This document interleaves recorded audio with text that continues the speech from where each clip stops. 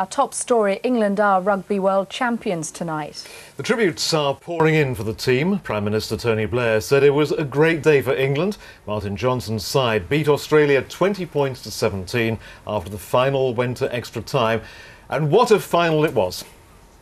After 44 days of rugby, the World Cup ended as Clive Woodward had always believed, with Martin Johnson's hands on the trophy.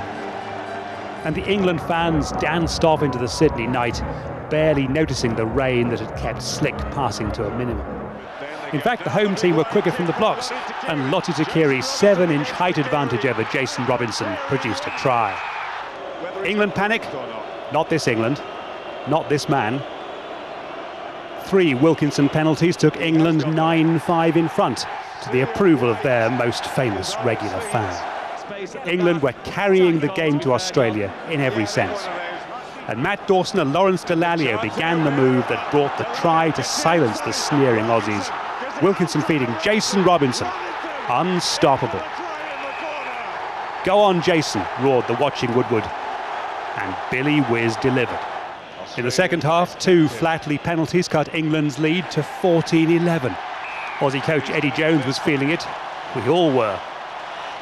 And then, from the last kick in normal time, Flatley to earn Australia extra time.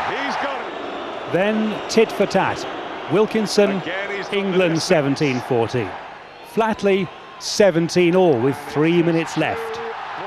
And in the last minute, Wilkinson's right foot delivered when it mattered most. We're very, very lucky to have him, and especially with all the nonsense been going on all week. Just thought he was fantastic, but the whole team was brilliant tonight, I thought. They're very, very professional. They do what they have to do to get victories, and they did it tonight. They played their strengths, and they need to be commended for that, and that's why they're world champions. And from an Australian point of view, hats off to them. The England party began, for fans around the ground and for the squad with their families. It's a good feeling, it's a great feeling, but it's one that probably won't sink in for a little while. We all do like to enjoy ourselves every now and again, and I think we deserve it tonight. He also paid tribute to the tens of thousands of England fans who've taken over Sydney tonight. Half of them won't remember the hours post-match, but they will remember how England won the World Cup for the first time. They bring it back to Heathrow on Tuesday morning, and they've booked a seat for the Cup. Nick Powell, Sky News. Well, the celebrations have been going on all day, and Sky's Catherine Whitty is live at the spiritual home of England rugby, Twickenham. Catherine.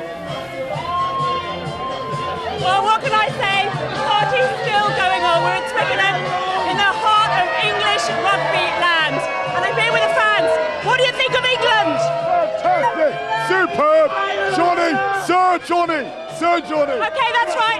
Called for him to be knighted, Johnny Wilkinson. Johnny Wilkinson, legend, absolute legend. OK, what did you think of the game overall? It was touch and go in the second half. Australia were looking good.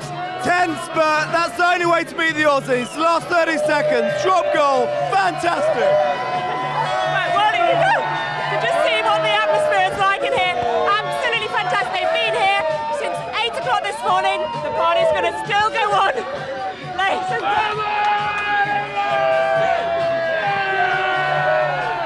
Catherine Whitty, she's a brave girl indeed, isn't she? Live coverage down there at Twickenham.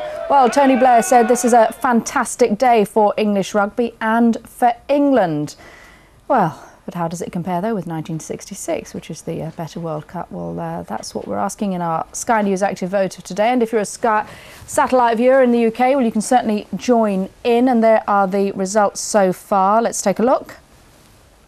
Majority of you, 3/4, 77%, saying rugby from today. Just 23% going for the football. Thanks indeed for taking part.